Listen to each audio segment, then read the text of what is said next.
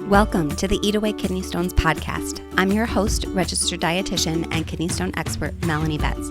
After learning a ton about kidney stones and helping people prevent stones at the University of Chicago, I was fed up with all the terrible advice people were finding online. So I decided to do something about it. The Kidney Dietitian was born. This podcast is for people who want to learn what actually works to prevent kidney stones and still enjoy life, eating, and their favorite foods. Let's dive in.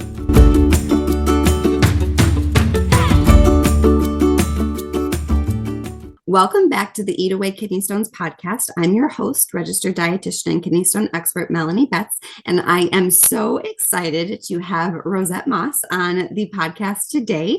I met Rosette, oh gosh, how long has it been, Rosette, since we met? I have no idea. I don't Time flies. We'll say maybe a year. Has it been a year? Yeah, more or less. Yeah. About a year ago, we met in my course, Kidney Stone Nutrition School, and I am so excited to have her on to just chat a little bit about her journey with kidney stones and health in general, and some of the balance that she's been able to find between maybe what a perfect, quote, big air quotes there, because what is perfect anyway, but a perfect kidney stone nutrition and just kind of realistically, managing that with real life, because life happens. So thank you, Rosette, so much for being on the podcast. Welcome. And Sure. If you'd like to let us know a little bit about yourself, where you are, what you do, that sort of thing. Okay, sure. Well, thank you for having me. I really think very highly of you, and I'm happy to help and be part of your podcast, which is very exciting for you. So I live in the Shenandoah Valley of Virginia. My husband and I moved here full time about 10 years ago, more or less. And when we moved out here, we were both still working remotely. We're both now retired. We both love to hike and love the mountains. And so this was kind of, we were already living in Maryland after several moves. I won't go into that long story, but we used to come out to this area to hike when we lived in Maryland. So it was just kind of a natural to find a little place that first started out on the week as a weekend getaway, and now we live here full time. Yeah, that's the dream, right? I've never been actually to the Shenandoah Valley, but it's on my list. I would love to go. Well, we're not too far from Shenandoah National Park, but we actually live in a small. It's not even an incorporated town. It's just a small. I don't know if you'd call it a hamlet or something, called Fort Valley, and it's like a little valley within the Shenandoah Valley. So very, very, very pretty around here. And we are a half an hour from a supermarket. So wow, that has to make things a little bit more difficult. A lot of planning, I imagine. Yes, although ever since my husband bought his electric vehicle, we are a little less careful about worrying about the gas, going back and forth into town. And we're retired, so we've got the time. So we're not. We were, when we first moved here, we were very careful about that. Yeah. That would be different. I'm about a 2-minute drive from my grocery store here in Chicago. It definitely was a big change for us when we got here. Absolutely. So you mentioned that you're retired. What did you do prior to retirement? What was your career? I was a primarily telephonic RN case manager, and did that kind of work since I became certified case manager in 1995. So I worked for several different organizations, starting when we were living in Maine, and then we moved down to Maryland, and primarily working on behalf of groups of employees, and just helping them manage their care, supporting them through discharge planning when they were in the hospital, doing patient education for chronic illness for something as simple as losing weight or managing blood pressure, all the way to having a lung transplant. So How we cool. we have yeah, we kind of ran the gamut. Yeah, that had to have But been a very fulfilling career and lots of very interesting stories, I imagine. yes, yeah, it was very fulfilling. I certainly had definitely felt like it was important work because people tend to get lost in the healthcare system. Yeah. So Yes, absolutely. yeah. Absolutely. Awesome. Very cool. So let's transition to kidney stones because that is, of course, why we're here. So if you don't mind sharing a little bit about what is your history with stones? Is this something you've had your whole life? Has this been a one-time deal? Kind of what's gone on with you in terms of kidney stones? Yeah. So my history starts going back to my very early 20s when I was in in my first nursing job, and I was at Mass General, in fact, that first nursing job, and then shortly thereafter, I had some issues with I had some symptoms. I had blood in my urine, so hematuria. So I ended up having a kind of a workup, and I was found to have something. It's a congenital issue called ureteroceles. It's a blockage, like interrupts the flow of urine from the ureter down into the bladder. And it's a swelling at the base of the ureter. And so I ended up having cystoscopy surgery Mhm. to eliminate these little congenital anomalies.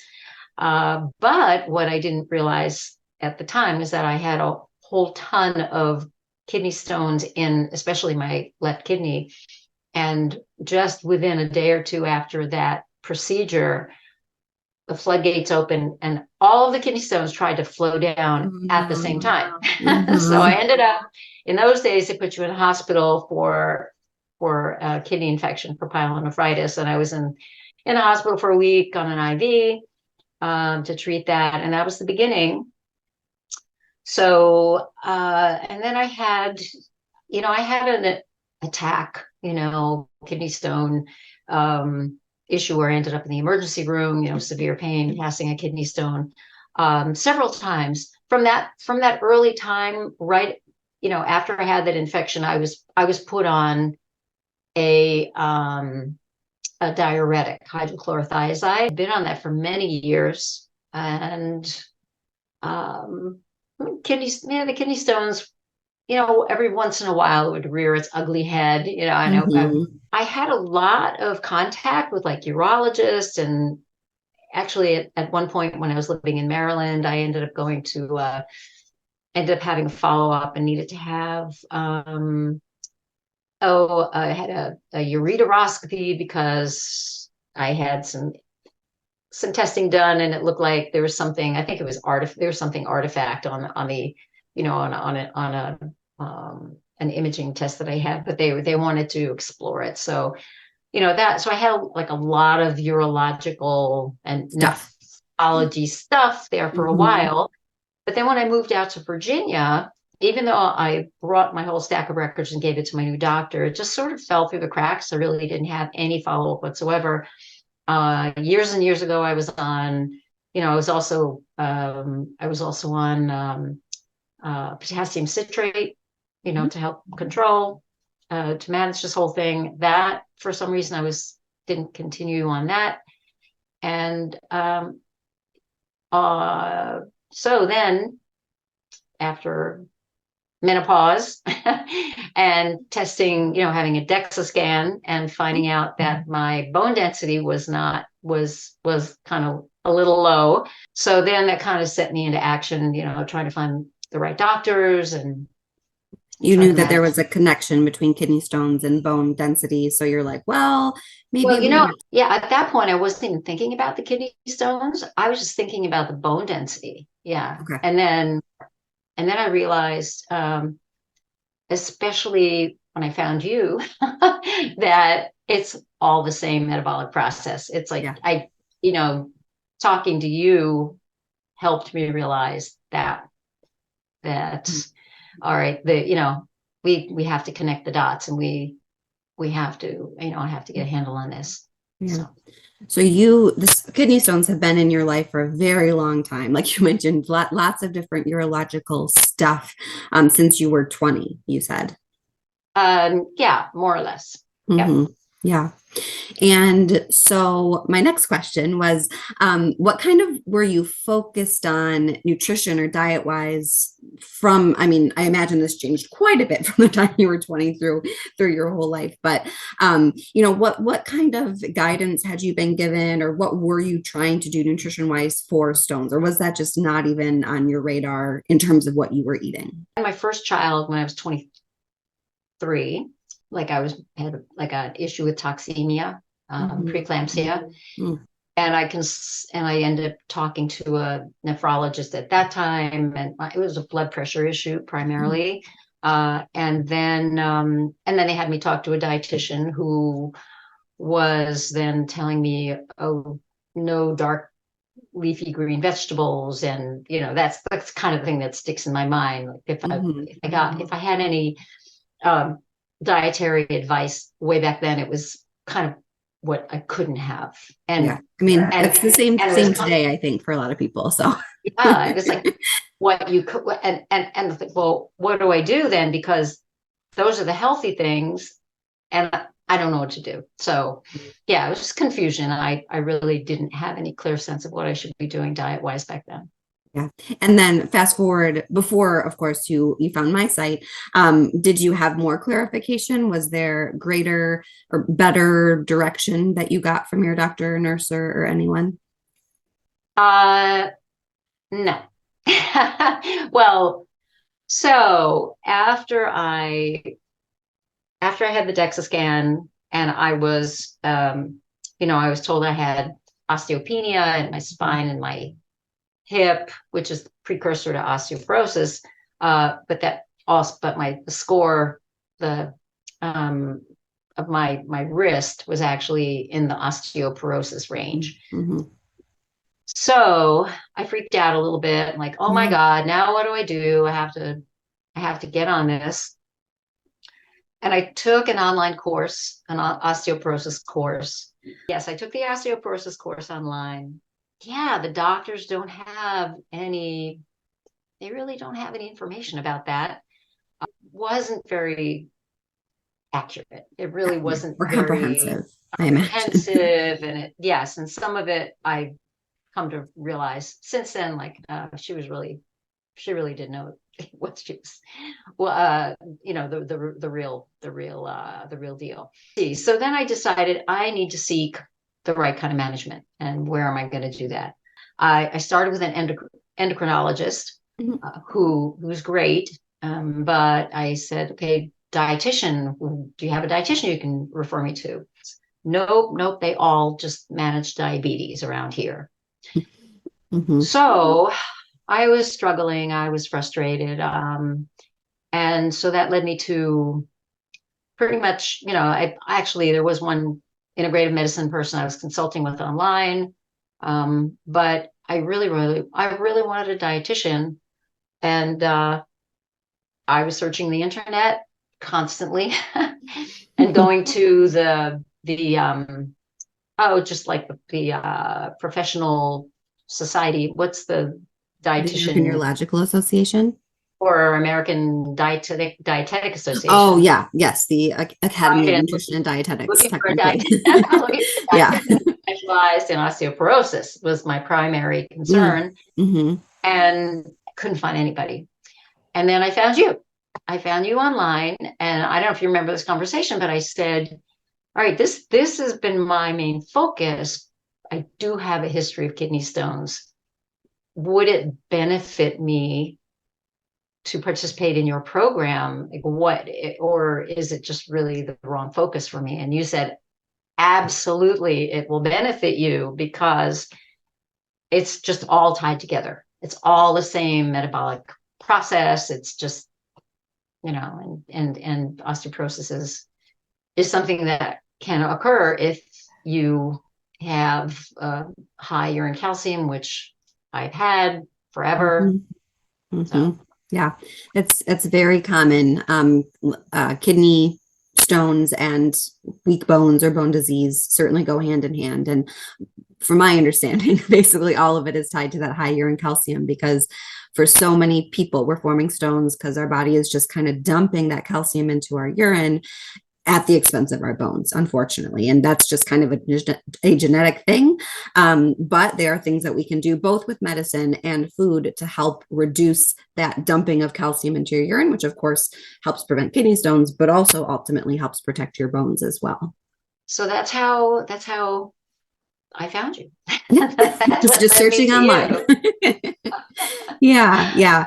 And it sounds like you, I mean, you are an RN by trade, so I am sure that it's important for you to make sure that you are looking at information online that is legit, right? Since we know that there's so much misinformation out there and so much from people who just honestly don't know what they're talking about. So I can tell through that story that you really are, you're sort of Yeah, picky with the information that you read online. right. Well, and it's it's very true. And that so I did that osteoporosis program, and they were really encouraging everyone to eat large quantities of protein every day, and 90 or 100 grams of protein a day, a lot.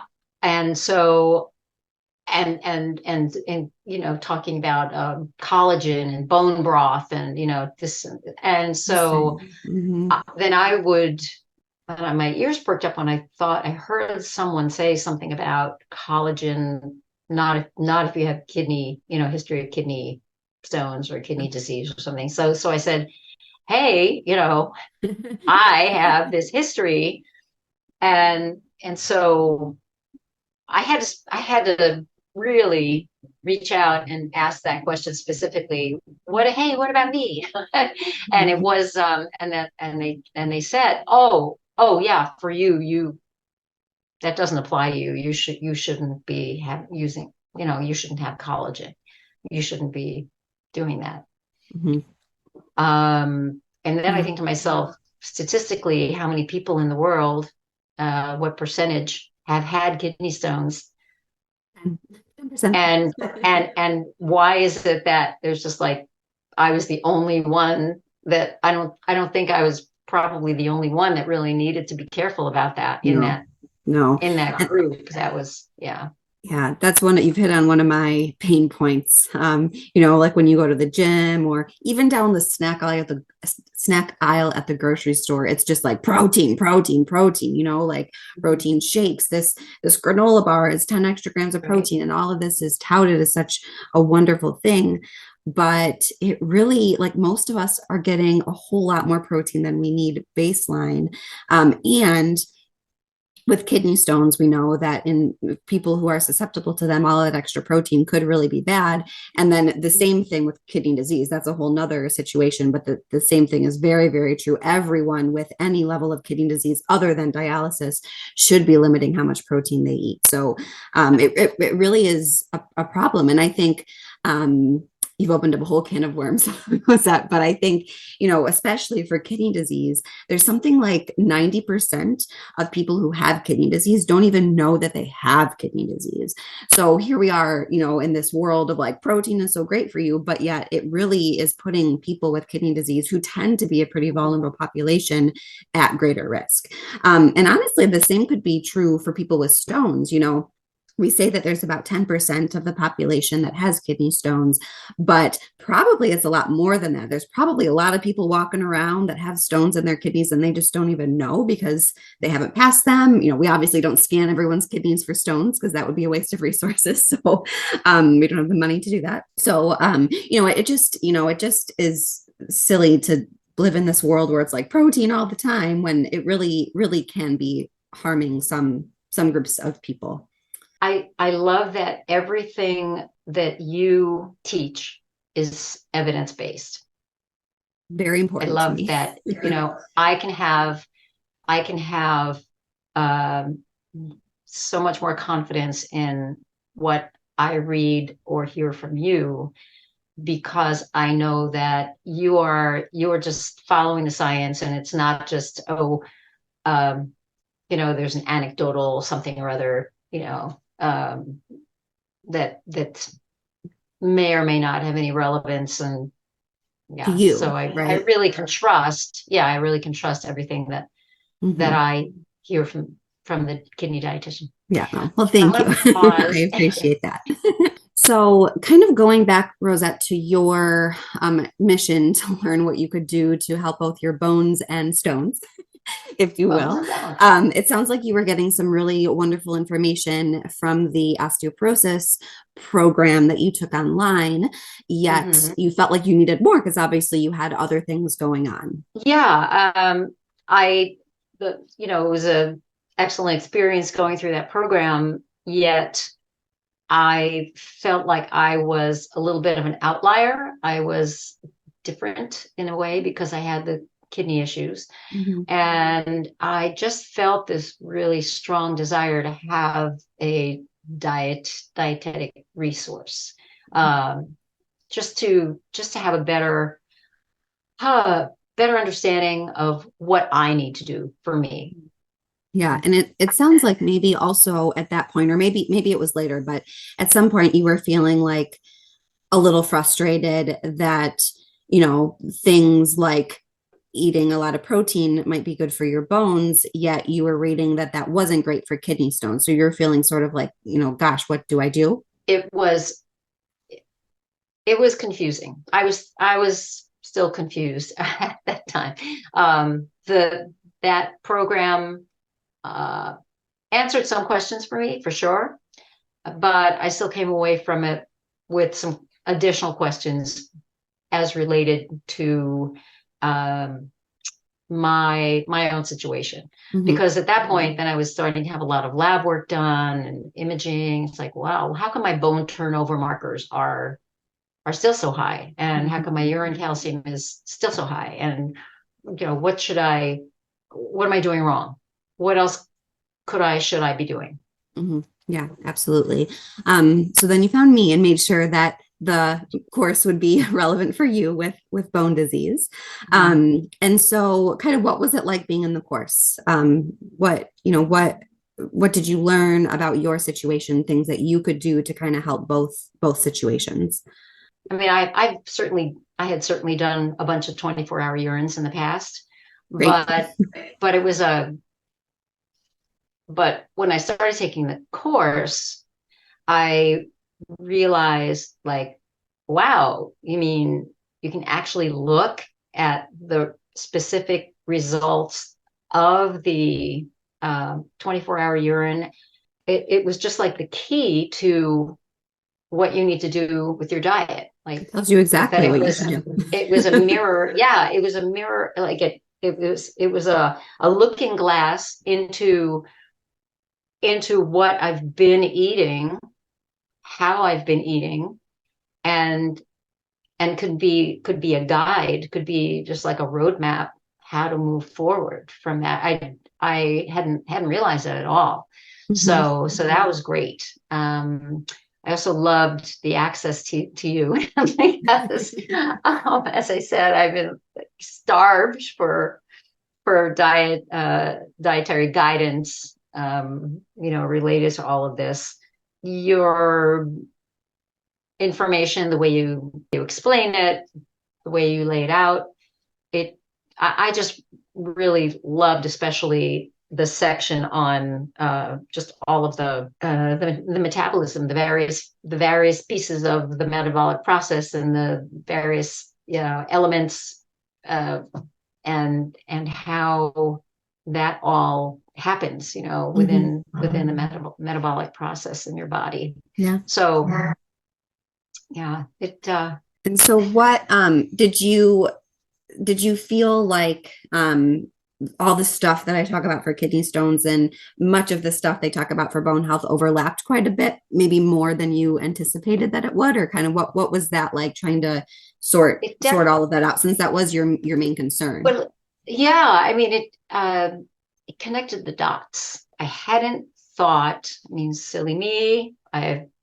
nursing background and all that, but I hadn't realized the calcium in my urine, of course, is being pulled out of my bones.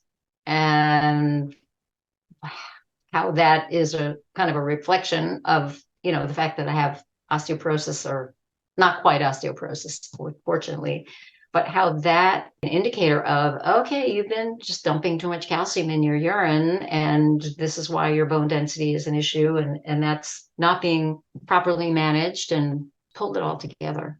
Yeah. Yeah. Good. I'm so glad.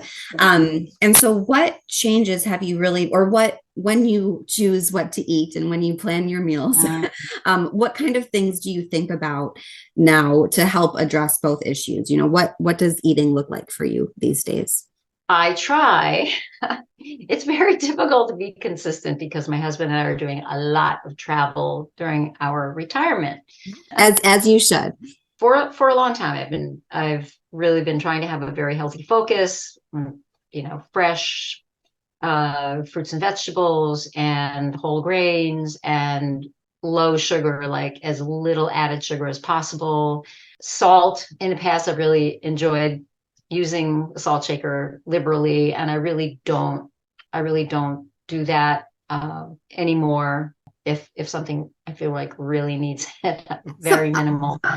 And with cooking, I'll always cut back on salt. The other thing is, every morning I have a huge bowl of yogurt with a pile of fresh fruit, which I get right now. I'm enjoying all the Yeah, cherries. it's a great fruit time. So Yes. it's not that I never had it recommended to me before to have more dairy, but I never felt comfortable with it. Mhm. And once I started working with you and having gone through the program, I am now a convert and realize that I really do, I need to get that calcium somewhere, Yeah. and that I need to get it in the most available way. And dairy apparently is the way to do that. Yeah. So I'm having, and doesn't hurt to have the cultures, in the yogurt. That's a good Yeah. thing too. Absolutely. So that is my routine every single morning. And people might wonder how come she's not bored with that every single day, but it's like having a big sundae almost. I put a little Yes. sprinkle of, like a homemade, it's kind of a homemade grain-free granola that I make with, little added Yep. sweetness, but That's what I had for breakfast this morning. Some yogurt, a whole bunch of blueberries, and some granola. So yeah, some yeah. pistachio granola that I got recently. It's Oh, very I good. love pistachio in my granola. Yeah. So yeah, that's what I do. I will not claim to do it all right. That I do. I'm sure there are things that I could do better. Honestly, over time, I've gone easier on myself because sometimes it's just too stressful to try to adhere to everything perfectly all the time, and to not be able to eat what's there, to have that feeling of like, oh, I can't eat anything, there's nothing here I can eat. That's terrible. Yeah. Yeah, that's terrible. And that's something that I really wanted to chat with you about because you sent me an email recently about, kind of feeling like you found some balance. You felt before a little bit like, oh, I can't eat anything. I have to count everything. I have to, kind of be Right. so diligent. But you've realized that there there is and there must be, I would argue, sort of a balance between enjoying your life, going out to eat, going to parties and eating with others and being okay with maybe having a little bit more salt that day, but like that's not the end of the world, right? Exactly. Right. I've said this to many people too who are trying to lose weight. It's like what you put in your mouth today does not dictate what you eat tomorrow. It doesn't decide the rest of your life, so Mm-hmm. today's an isolated moment. If you Right. want to have that, whatever, that's celebratory or just that little treat. Or because you wanted a brownie, like whatever. Right. It Yeah. doesn't mean that, oh, I blew it and, it all goes out the window. I just try to have a focus on whole foods. And as I said, I avoid processed foods whenever possible at home. And yes, we go out to restaurants, and yes, we travel, and especially, we've been going to Latin America a lot. I mean, I'm sure there's tons of salt in their food, but we stay in like we rent an apartment and we make our own breakfast at home, and Mhm. sometimes I'll cook at home like I would here. I even had the conversation with myself in my own head, like, all right, well, if I live a few less years, that's okay because I enjoyed myself on the way. So, Yeah, I think it's balanced. What kind of life would it be if all you ate was like lettuce and oil and vinegar and tomatoes or whatever? Like that would I be do. so I eat a boring. ton. I eat a ton of salads at home. That's my lunch usually, like a huge salad. And yeah, I've lately I've gotten a little tired of that. I'm trying to think, what can I do instead? Maybe cook my vegetables. Yeah. I love cooked fresh vegetables. So Mhm. have a warm salad instead of Yeah, this, yeah. you know. Or I like making salads really exciting, like, mixing up the ingredients, putting in something that you wouldn't expect. I feel like Pinterest is a great resource for that to come up with just like fun new salad ideas. Um, Uh-huh. but Yeah. yeah, like Uh, just making it fun, right? And what mhm. you eat most of the time is what matters. And even if you did eat perfectly, quote, again, big air quotes here, would that really mean that you're going to live extra years? Maybe, maybe not, right? But like we need to find balance. You said something about what you eat is just one moment in time or something like that, and I Yeah. loved that because I one of the things that I really hate about a diet mindset is that like, oh, it Yeah. doesn't allow any room for what we're talking about, right? It's like Hmm. this is what you have to do, black and white, and if you don't do it, like you failed. And that leads to this mentality of, well, I failed, like screw it, might as well Oh well. just right eat whatever I want. And like, no, that you're not going to feel well Yeah. after that. Like it's just one moment in time. And like you don't need to have these binge days or like good days. Like just make choices that feel good in your body with a little bit of guidance perhaps by a dietitian, and you'll be fine, right? Like Mhm. it doesn't have to be so nitpicky and black and white. It's not, that's not how Gotta be nutrition is something anyway. you've got. And I love your philosophy of, food is for enjoyment, that enjoy what you're eating. And You should. That's the one point. thing that I'm doing, I wanted to mention on the salad subject, is that I don't buy bottle dressing anymore. I really have a lot of fun with creating salad dressings at home. Oh, what have And been some of your favorites lately? well, the one that I happen to have had a bunch of cilantro in the Oh, fridge.